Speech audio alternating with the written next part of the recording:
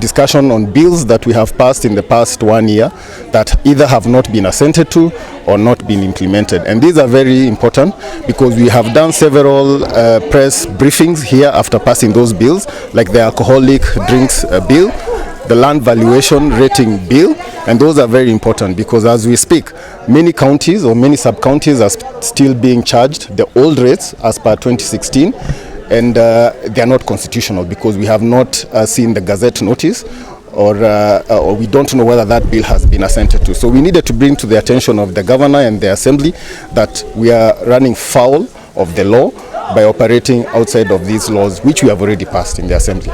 Oh, no. This is entirely a statutory thing. We do not have any differences, or we are not bringing it because of any particular member of county assembly or the governor or CEC. We are just addressing issues that are still pending as far as the constitution is concerned. And we are the ones who end up answering questions when we go to Mashinani to answer from Wanjiko why they are still being charged rates which are obsolete.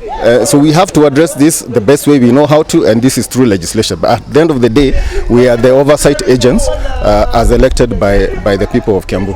Very thankful to the members of Kiambu County Assembly because we got almost full and total support. Everybody, even those who are purported to be very good friends of the governor, has supported us, and they want to see the Kiambu bills implemented as passed. So we got overwhelming support in that respect. The message to the governor is that he should do the right thing, assent to the law of land valuation and implement it. The law for Alcoholic Drink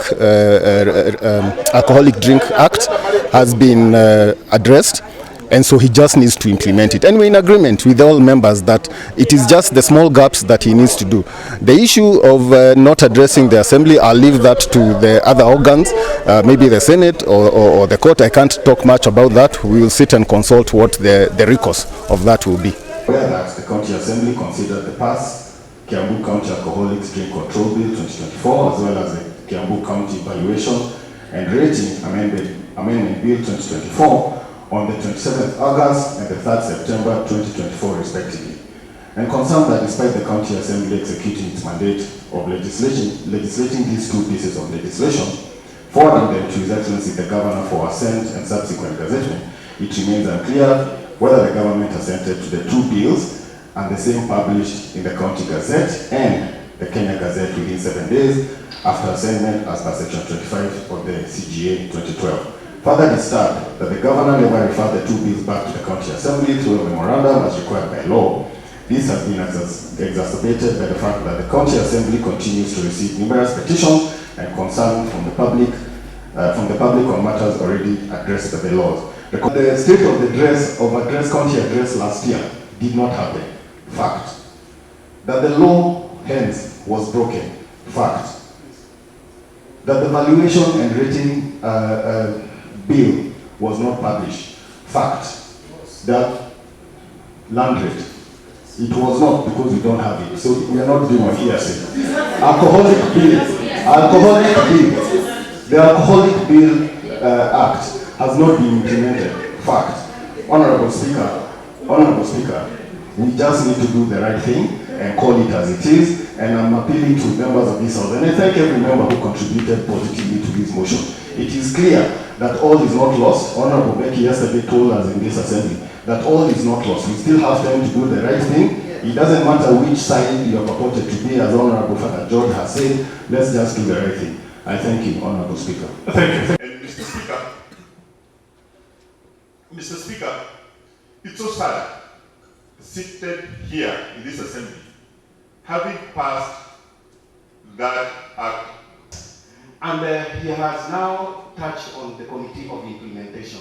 Mr. Speaker, but I had clearly what the majority leader was saying. The majority leader did not say. So, if you want to be clear to us, the majority, as in 2024, and to give the sole mandate of rating to be valid.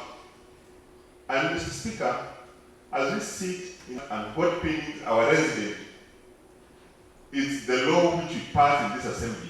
They are not implemented. We should do our oversight role, represent our people, and also registrate in this assembly, Mr. Speaker.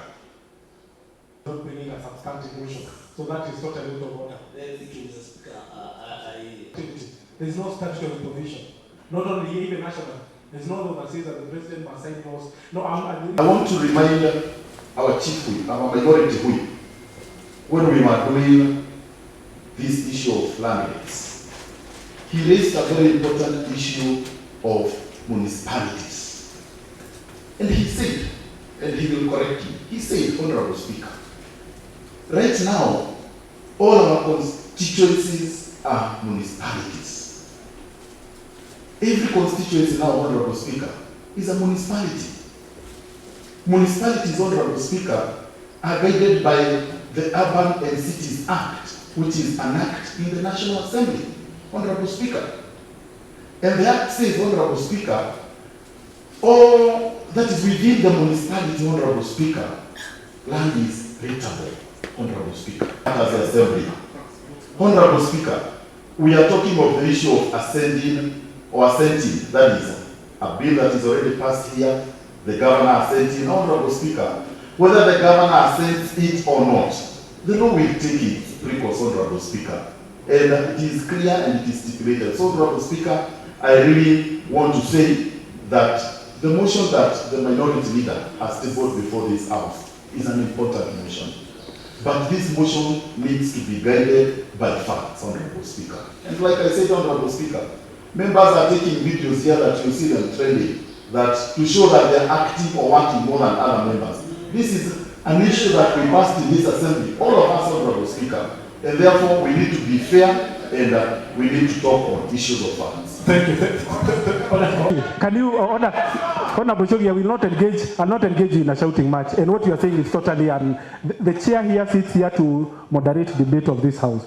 The chair rules any member, whether it's a leadership or it's part of the backbench. Tuwache siasa, tuweke siasa ikuwe siasa na kazi ikuwe kazi.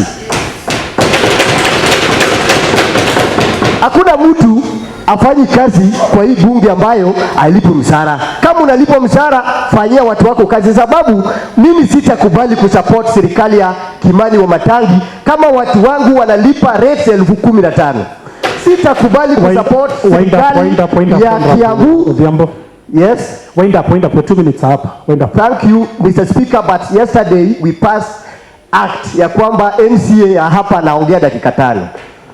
So sijamaliza, kindly honorable bill tulipitisha, Bwana Speaker.